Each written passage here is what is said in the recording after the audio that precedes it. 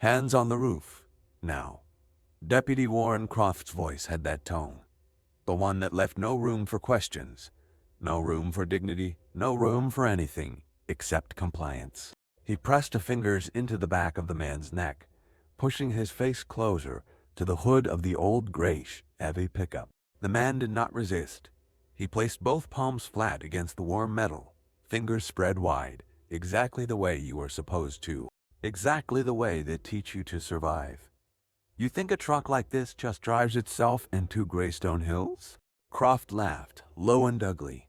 Black man, 10 o'clock at night, wrong side of town. You know how many times I've seen this story? A man said nothing. His breathing was even. His pulse, if you could have measured it, was probably somewhere around 60 minus 2 beats per minute. The same as it had been for the past 14 years whenever situations like this one unfolded around him. He was counting. Not seconds. Violations. 1. No stated probable cause before the stop. 2. No traffic infraction cited. 3. Physical contact before any lawful command. He was already at 3 before the second patrol car pulled up. The man's name was Darnell Okafor. He was 40-3 years old. He drove a 2012 Chevrolet Silverado with 112,000 miles on the odometer, a dented rear bumper, and a pine tree air freshener hanging from the rearview mirror. He was wearing a gray hoodie, dark jeans, and a pair of worn New Balance sneakers. He had not been speeding. He had not run a light. He had not made an illegal turn. He was driving through Greystone Hills, a predominantly white suburb on the northeast edge of Carver County, Tennessee, population 60-1,000, because his mother lived on Elmwood Circle, 4 blocks away, and she had called him at 9-17 that evening to say the pain was worse than usual, and she did not want to bother the doctor at that hour, but she could not reach the heating pad on the top shelf, and could he come by? That was why Darnell Okafor was in Greystone Hills at 10 o'clock on a Tuesday night in October. Deputy Warren Croft did not know any of that. Deputy Warren Croft did not ask. Stay with me here because what happened next matters. Not just to one man. To all 30-7 of the people who came before him, and possibly to many more who would have come after, if things had gone differently. Carver County, Tennessee. Population 60-1,418. 2 exits off Interstate 40. 1 regional hospital, 2 high schools, 3 family dollar stores, and 1 sheriff's department that had, over the previous 4 years, accumulated 30-7 formal complaints of racial profiling and excessive force against its deputies. 30-7 citizens had walked into that building, sat down at the front desk, and said the same thing in different words. Something happened to me. Something wrong. Something that should not be legal. 30-7 complaints. 30-7 internal reviews. 30-7 times the department investigated itself. The result was always the same. Unfounded, insufficient evidence. No further action required. Every single time. The same red stamp on a different form. The system had a rhythm to it, steady and mechanical, like a machine that had learned its own purpose. Sheriff Dale Whitfield had been in office for 11 years. He was a broad man with a gray mustache and a firm handshake, the kind of sheriff who got photographed at ribbon cuttings and Little League championships. He was also the kind of sheriff who had never once, in 11 years, sustained a single complaint against any of his deputies. Not one. Not ever. His deputy chief of internal affairs was a 30-1-year-old man named Travis Whitfield. His nephew. The two of them had discussed this arrangement once, 3 years ago, over barbecue at a family reunion. Travis had been a junior deputy for 6 months at the time. He had never investigated anything in his life. He still hadn't. Not really. Deputy Warren Croft had been with the department for 9 years. In those 9 years, he had accumulated 11 formal complaints. Excessive force, racial slurs, unlawful searches, intimidation. Every single one had been dismissed. His service record described him as proactive, assertive, and effective at maintaining community standards. He had been named Deputy of the Year in 2020-1. He had no idea that, 1,200 miles away in a federal building in Nashville, someone had been watching Carver County for the past 18 months. The Federal Bureau of Investigation's Civil Rights Division does not need permission to notice patterns. They track complaints. They run statistical analyses. They look for counties where the numbers are wrong, where certain communities are arrested at rates that cannot be explained by anything other than something deliberate. Carver County had been flagged in the spring of 2020-2. Too many complaints, too few consequences. Too many convictions for minor offenses in a county whose demographics told a story the arrest records did not match. A decision was made quietly, the way these decisions always are. No press release, no press conference, one agent, no backup, no official capacity, just a mission and enough patience to see it through. The agent assigned to Carver County had spent 11 years investigating police misconduct in the South. He had worked in for states. He had built cases that sent 7 law enforcement officers to federal prison. He understood these communities. He understood these departments. He understood, on a level that went deeper than professional, exactly what it meant to be black in a place that had decided what you were before you opened your mouth. His name was Darnell Okafor. He was 40-3 years old. And for the past 6 months, he had been living in a rented apartment on Clover Street in the part of Carver County the locals referred to as the East Side, driving a 12-year-old pickup truck and waiting. Now, let me stop here for just a moment. Because what you need to understand about Darnell Okafor is not what was about to happen to him on the shoulder of Greystone Boulevard. What you need to understand is why he was still standing at that hood, palms flat, saying nothing, counting violations in his head. Even though he could have ended this in 30 seconds with 3 words and a credential case, he had watched it happen before. 12 times in 3 different states, an agent identifies himself. The department gets a phone call. Supervisors arrive looking apologetic. Papers get shuffled. Reports get written. The offending officer gets a quiet conversation and a reminder to review department policy. Nothing changes, because the structure that made the abuse possible is still standing. Darnell needed the structure, so he kept his hands on the hood, kept his voice neutral, and kept counting. Second patrol car. Deputy Lean Amaro stepped out. She was 30-4 years old, 6 years on the force, and she had the look of someone who had learned to stop asking questions about certain things because the answers made her too uncomfortable to sleep. She stood by her cruiser with her arms crossed and her eyes on the ground, and that small act of studied indifference said everything. Croft circled the truck. He was building a performance, the kind that required an audience. He ran his flashlight along the door panels, under the chassis, through the rear window. He was looking for something to find. That distinction matters. He was not responding to evidence. He was searching for it. "Sir, I need your consent to search the vehicle." Darnell's voice was calm. "I do not consent to a search." Croft stopped. The flashlight beam landed on Darnell's face for a long second. Then it moved away. That right there. That answer. That quiet, lawful, 3-word answer. That was the thing Warren Croft had never been able to tolerate. Not because it was defiant, because it was correct, and correctness from certain people felt, to Warren Croft, like a challenge he could not ignore. "You got drugs in there. Something you don't want me to see?" "No, sir." "Then why won't you let me look?" "Because I don't have to." Another silence. This one had a different quality, the kind that comes before something shifts. Croft leaned in close. His voice dropped to almost a whisper. "People like you think you know the law." His breath was warm against the side of Darnell's face. "Let me tell you something. Out here at 10 at night, in my county, I am the law." Darnell said nothing. He was at violation 7.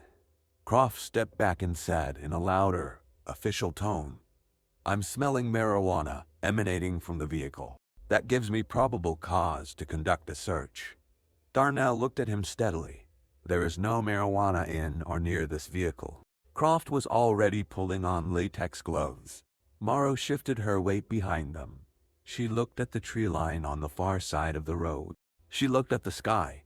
She looked at anything that was not what was happening for feet in front of her. The search took 11 minutes. Croft went through the cab, under the seats, behind the sun visor, through the center console. He found a receipt from a gas station, a pack of gum, a paperback novel, and a phone charger. He found nothing else because there was nothing else to find. He moved to the truck bed, rummaged through a canvas duffel bag, pulled out folded clothes, a bathroom kit, a small framed photograph. He looked at the photograph. A woman, late 60s, sitting in a rocking chair on a porch, smiling at the camera. He tossed it back into the bag without comment. Then he reached into the inside pocket of his jacket in his hand, came back out holding a small plastic bag. Look at that. Croft held it up in the flashlight beam. Morrow finally turned around. Her face went through something complicated in less than 2 seconds. Something that looked almost like recognition, and then went carefully blank. That is not mine. Darnell's voice stayed level. They always say that. Croft was already reaching for his handcuffs. Darnell Okafor, you are under arrest for possession of a controlled substance. You have the right to remain silent. Darnell turned slowly, without resistance, hands already moving behind his back. As Croft secured the cuffs, Darnell spoke quietly, still at that same measured volume. Deputy, I want you to note for the record that I did not consent to this search, that I have no knowledge of any controlled substance, and that I am observing everything that occurred here tonight with full clarity. Croft tightened the cuffs a click to Farr and smiled. Note all you want. He walked him to the cruiser. Nobody's listening. He was wrong about that. He had been wrong about it for 9 years. Inside the Carver County Detention Center, Darnell was processed at 11-14 at night. He gave his name, his date of birth, his Clover Street address. He did not give anything else. He asked once for his phone call. He was told he would have to wait. He waited. He sat in a holding cell with 2 other men in the particular kind of silence that comes from people who have been here before and know the machinery of what comes next. What Croft did not know was that Darnell Okafor's real phone, the one registered to the Federal Bureau of Investigation, was not in the duffel bag. It was not in the truck. It was on his person, in the inner pocket of his hoodie, because 11 years of field work had taught him certain habits. And the real phone had an emergency contact protocol that activated automatically if Darnell did not check in within 90 minutes of his last confirmed location.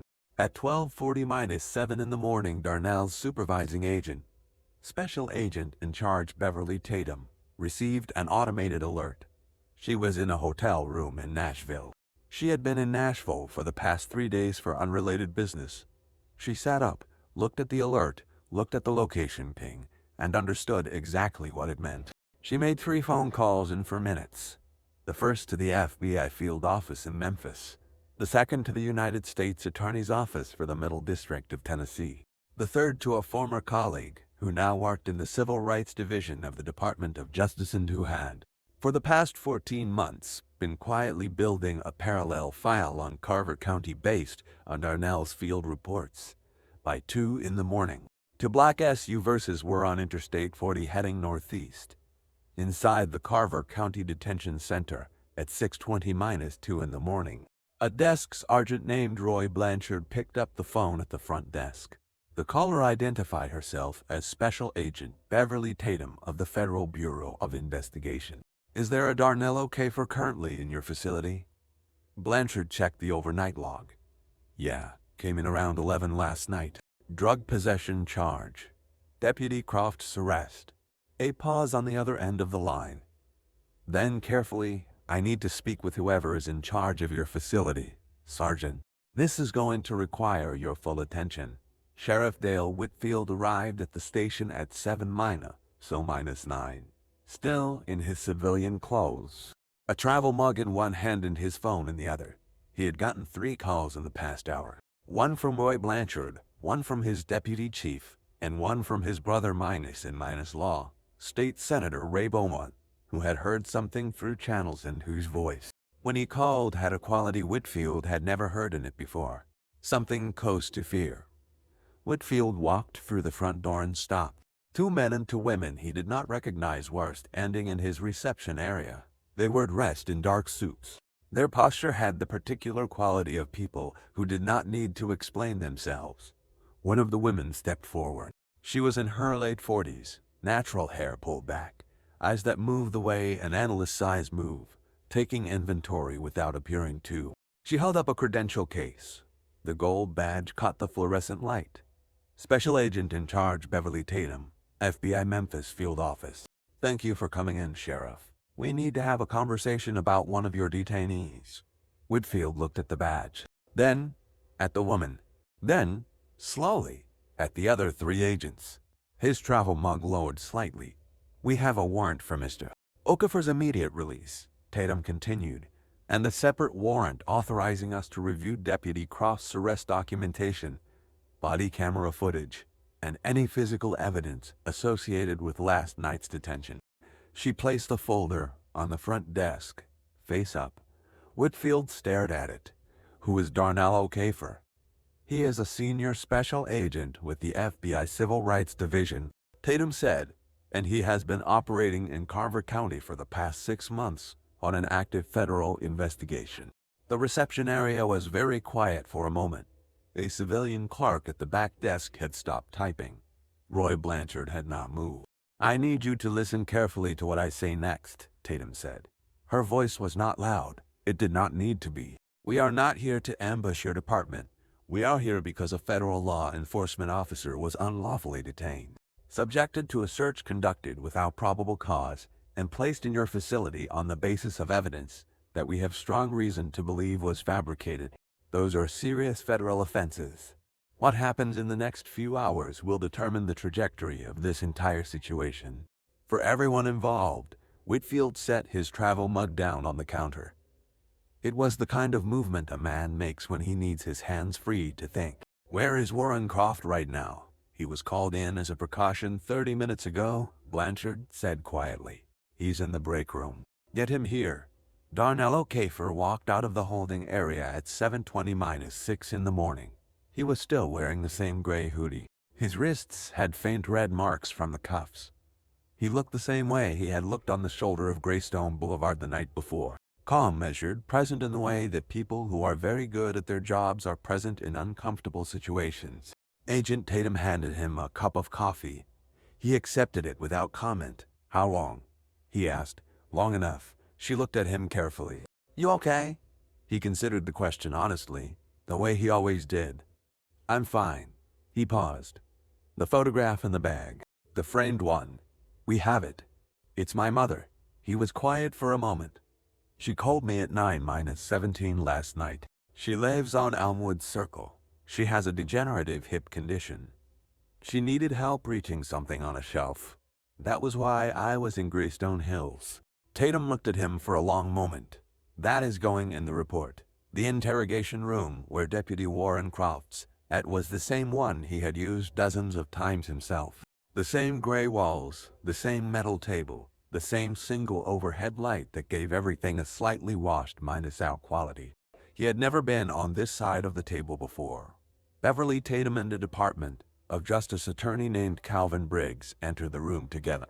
Briggs was 50-1 years old, tall, unhurried, with the particular kind of quiet that accumulates in people who have spent decades watching cases unfold and have learned never to be surprised by human behavior, only disappointed. Briggs opened a folder. He slid a document across the table. Deputy Croft, this is a copy of your incident report from last night. He pointed to a section. You documented the probable cause for the search as, quote, strong odor of marijuana emanating from the interior of the vehicle upon approach. Croft said nothing. Body camera footage from your unit shows you putting on latex gloves before approaching the vehicle. That was at 10-0-3. You stated the odor at 10-0-7. Briggs tapped the document. Your body camera was deactivated at 10-11, approximately 40 seconds before the controlled substance appeared in the footage from Deputy Morrow's dash camera. He laid a second document next to the first. Deputy Morrow's camera was not deactivated. The room was very still. You planted that bag, Croft. Briggs said it the way you say a fact, without heat, without theater. We know that. You know that. What we are here to discuss is what comes next. He folded his hands on the table. The man you arrested last night is a federal agent who has spent the last 6 months documenting your activity in this county. You are not the first stop on this investigation. You are the conclusion of it. Croft's jaw moved. His hands, flat on the table, tightened slightly. Briggs continued. Over the course of the past 6 months, Agent Okafor documented 30-1 field interactions. He identified a pattern consistent across deputy activities in this county. Black and Latino drivers stopped at rates 3 times higher than white drivers on the same roads. Arrest rates for controlled substance possession that do not correspond with any demographic data from the county's actual population. Internal complaint records that show a pattern of dismissal without investigation. He paused. This is bigger than last night, Deputy. This is 9 years of it. Croft looked at the table. His expression had shifted from something closed and hard into something that had no name. Something that happens to a person when the structure they have built their certainty on begins to crack under them. Your brother minus in minus law is Senator Ray Beaumont, Tatum said. He sits on the Senate Judiciary Committee and has blocked independent oversight legislation for this county twice. We are aware of that. His office has already been contacted by the DOJ this morning. He will not be in a position to intervene in this matter. Croft looked up. For the first time, I was doing my job, he said. His voice was different now, lower, less certain of itself. Those people, those neighborhoods. You don't know what it's like out there. You don't know what I've seen. Briggs looked at him steadily. Tell me the names of the innocent people you put in jail. Croft said nothing.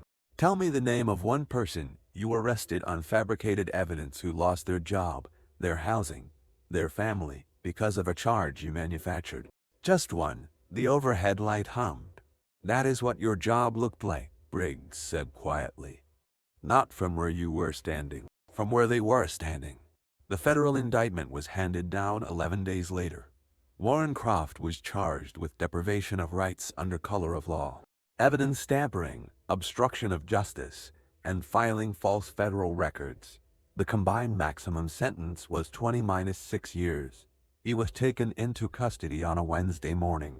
His badge had already been surrendered the previous Friday when Sheriff Whitfield, facing his own investigation into supervisory negligence and complaint suppression, suspended him without pay ending the federal proceedings. Travis Whitfield, the sheriff's nephew in de facto, Internal Affairs Department, resigned the same afternoon. His uncle was informed that his role in suppressing 30-7 complaints would be a central element of the DOJ's consent decree negotiation. State Senator Ray Beaumont issued a statement through his office expressing full cooperation with federal investigators and deep concern about the situation in Carver County. 3 days later, he quietly withdrew his name from consideration for a committee chairmanship he had been pursuing for 2 years. People who knew him said he had aged noticeably in the span of a week. He did not attend any public events for the following month. The pattern Darnell had documented over 6 months was presented to a federal grand jury over 4 days. The numbers were precise and they were devastating. In a county where black residents made up 19% of the population, they represented 60-1% of all drug-related arrests made by Crofton to other identified deputies over a 4-year period. Of the 40- people arrested on drug possession charges by Croft alone, forensic review of evidence procedures found procedural irregularities in 30-1 cases. Independent toxicological review was requested for 17 of those. Evidence bags had gone missing or been improperly stored in 9. One by one, those cases were referred to the county court for review. 14 convictions were vacated within the first 60 days. 8 people were released from county custody. 2 had already served their full sentences and were living with the aftermath of a criminal record that should never have existed. One of those 2 was a 20-6-year-old man named Garrett Wells, who had been working as an electrician's apprentice when he was arrested 3 years earlier. He had lost his apprenticeship, his apartment, and 6 months of his life to a charge built on something planted in his car on a road in Carver County at 9-30 at night. He had filed a complaint with the sheriff's department the week after his release. It had been marked unfounded. He learned that his conviction had been vacated from a phone call he received on a Tuesday afternoon while he was stocking shelves at a grocery store, because his criminal record had made it impossible to return to licensed work in his trade. He sat down on the floor in the cereal island, could not stand up for several minutes. The county restitution fund, established as part of the federal consent decree, would eventually reach $1.3 million. Garrett Wells received $60–2,000 in compensation. No amount was the right amount. They gave him what the formula allowed and what the law required. He used part of it to re-enroll in the apprenticeship program. The other part he put aside. The consent decree between the Department of Justice and Carver County Sheriff's Department ran to 40–7 pages. It required mandatory body camera usage with tamper-proof cloud storage for every patrol deputy, independent civilian oversight with subpoena authority, external restructuring of internal affairs under a director from outside the department and outside the county, mandatory documentation for all probable cause claims in drug-related stops, annual statistical reporting on traffic stops, arrests, and complaint outcomes, publicly posted and federally reviewed. For the first time in 11 years, someone outside the department would be watching what happened inside it. Deputy Lena Morrow cooperated fully with federal investigators. She testified for 3 hours before the grand jury. She described stop after stop, year after year, things she had seen and said nothing about, things she had told herself were not her problem. Her voice broke once during the testimony. Investigators noted it in the transcript without comment. She was not criminally charged. Her cooperation had made that possible. She remained on the force under the new oversight structure. She requested a transfer to a community liaison program the following spring. Her supervisor approved it. In a statement she gave to the DOJ interviewer, she said the following: "I told myself it was not my job to police my partner. I told myself it was not my place. I was wrong about both of those things. What I had was a responsibility, and I chose to set it down because it was inconvenient. That choice hurt people. I have to live with that." Her testimony would be quoted in the department's new training manual under a section titled Bystander Accountability and the Obligation to Act. Warren Croft's trial lasted 6 days.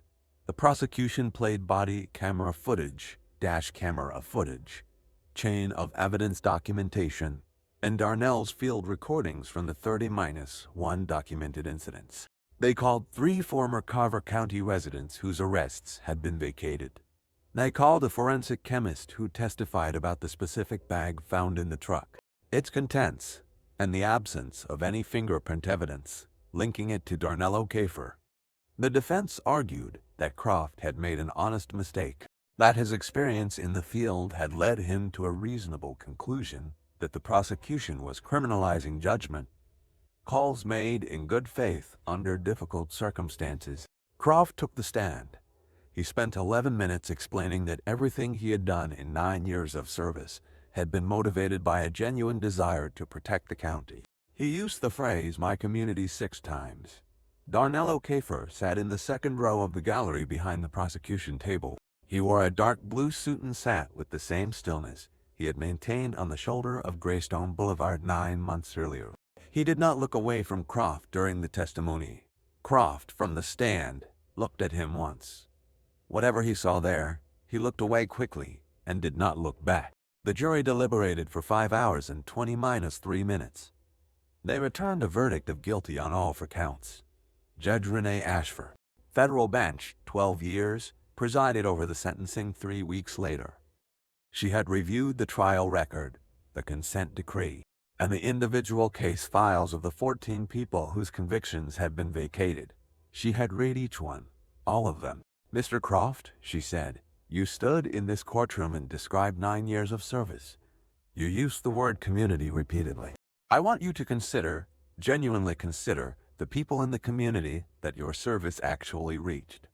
The people who filed 30–7 complaints and were old 30–7 times that nothing wrong had happened.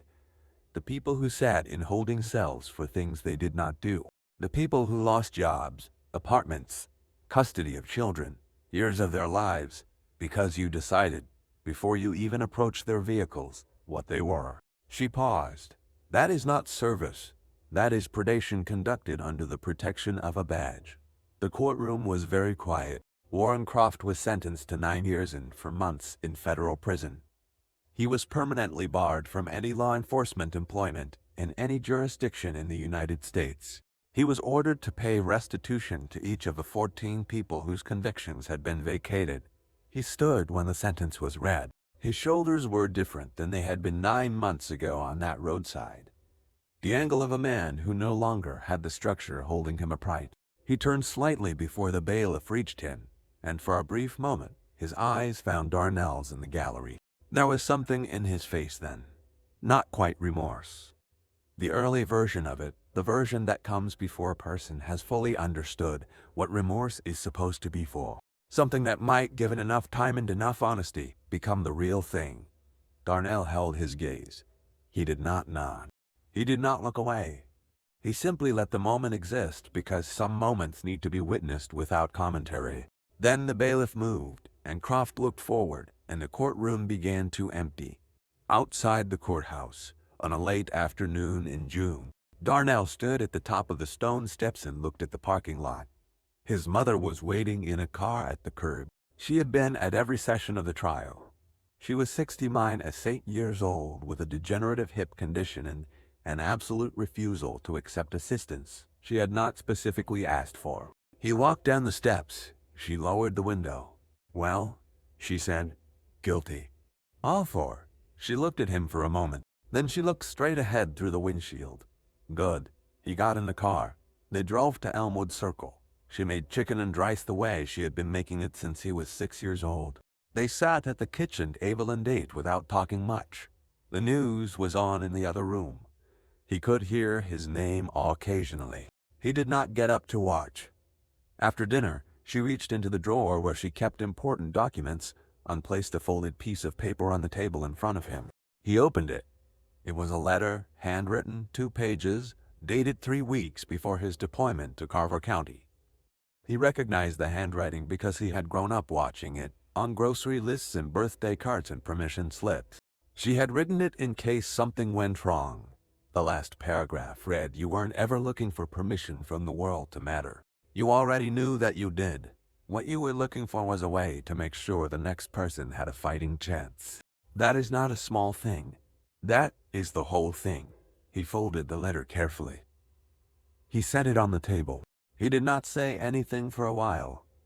Eventually he said, "I didn't know you wrote this." She picked up her water glass. "Well, now you do." 6 months after the sentencing, Carver County looked different in the ways that matter and the same in the ways that take longer to change. New leadership at the Sheriff's Department. A civilian oversight board with 7 members, 3 of whom were from communities that had filed the original 30-7 complaints. Body cameras on every deputy, data uploading to an independent server every 40 minutes. Impossible to tamper with, impossible to delete without a federal alert triggering automatically. The new deputy chief of internal affairs was a 40-year old woman named Sandra Whitmore from the Tennessee Bureau of Investigation. She had never met Dale Whitfield. She had no relatives in the county. She read every complaint herself. Garrett Wells completed his electrician's license in the spring. He hung it on the wall of the apartment he had been able to afford again. Below it, he kept the notice of his vacated conviction in a simple frame. People who visited asked about it. He told them the whole story. He said the worst part was not the cell. The worst part was that they stamped my complaint unfounded and sent me a letter thanking me for bringing my concern to their attention. Like it was a suggestion in a suggestion box. Like what happened to me was a note to be filed away. He paused. The best part is that it is on a wall now, and the people responsible are the ones facing consequences. Darnell Okafor was promoted to supervisory special agent and assigned to lead the Civil Rights Division's new systemic misconduct unit, a department created in direct response to what the Carver County investigation had revealed about patterns of protected abuse in mid-size American counties. The unit operated with a team of 9 agents. They had 17 active cases in their first year. In an interview he gave to a reporter from a Tennessee newspaper 8 months after the trial, he was asked whether he was angry about what had happened to him on Greystone Boulevard. He thought about it the way he always thought about questions that deserved an honest answer. What I felt that night is not the most important thing about that night, he said. What I felt was real. It was not comfortable. Nobody should have to stand at a car hood at 10 o'clock at night while someone does something to them that has nothing to do with law and everything to do with who they decided you were before they got out of the cruiser. He looked out the window of the conference room where the interview was being conducted. But I think about the 30-7 people who filed complaints. Every one of them felt the same thing I felt and more, because they did not have what I had. They did not have the badge waiting in the next room. They had the form and the stamp and the letter. That is what I was there for. That is the reason I kept my hands on that hood and kept my mouth shut and kept counting. Not for myself, he paused. For them, today, if you drive through Greystone Hills at night, you will see deputies on patrol. They look the way deputies always have. Same uniforms, same cruisers, same roads. The difference is not visible from the outside. It lives in the camera, clipped to every chest, in the server that stores everything automatically, in a civilian board that reads the reports every month, in the awareness that the world is watching in a way it was not watching before.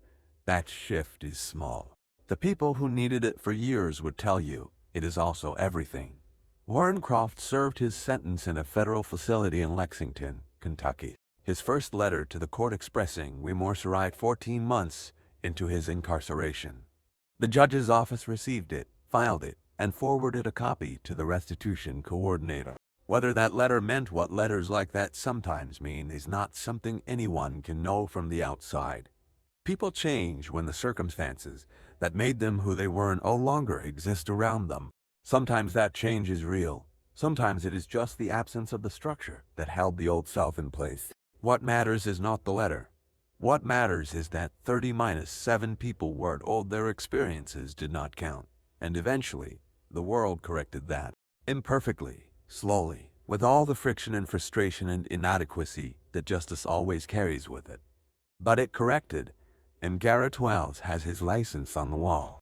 And Darnell Okafor called his mother the morning after the verdict, and she picked up on the second ring. And somewhere in a county in Tennessee, a deputy with a body camera and an oversight board and the knowledge that someone is always watching chooses, on a Tuesday night, not to do the thing that 9 years of impunity had once made feel ordinary. That is not a small thing. That is the whole thing. Every day in the United States, millions of people interact with law enforcement without incident. And the vast majority of officers serve with genuine dedication to their communities. And every day, a smaller but significant number of people experience the kind of targeted, racially motivated treatment that this story depicts. Studies by researchers at Stanford University, the University of Chicago, and the Center on Race, Inequality and the Law have documented persistent racial disparities in traffic stop rates, search rates, and use of force across police departments throughout the country.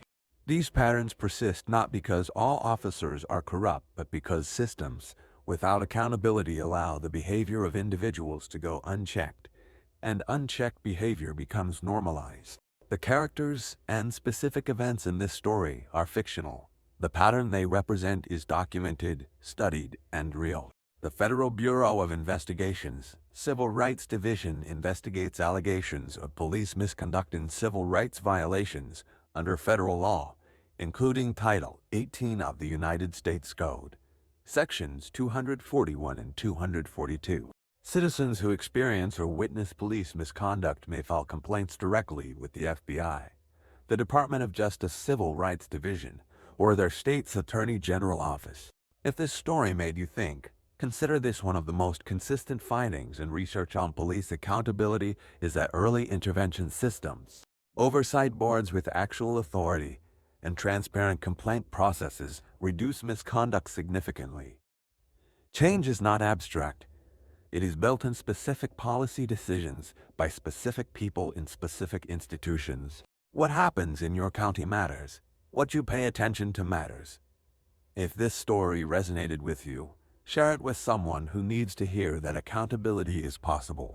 Leave a comment with your thoughts, and subscribe for more stories that do not look away from difficult truth, because the truth, told with patience and honesty, is still the most powerful thing we have. A note on what you just heard. Stories like this one are how many of us process complicated realities that we would otherwise have no frame for. When we watch or listen to a story about injustice, we are not simply entertained. We practice empathy. We rehearse outrage in a context where we can examine it safely. We carry that rehearsal into the real world. The research on narrative and moral reasoning is consistent about the stories that connect justice to specific human experience are more likely to produce lasting shifts in how people think about systemic issues than any amount of abstract argument. That is why this story exists, not to point fingers at one individual, but to name a pattern and give it a human face, so that when you encounter that pattern in real life, you recognize it. And recognizing it is the beginning of refusing to accept it. Thank you for listening.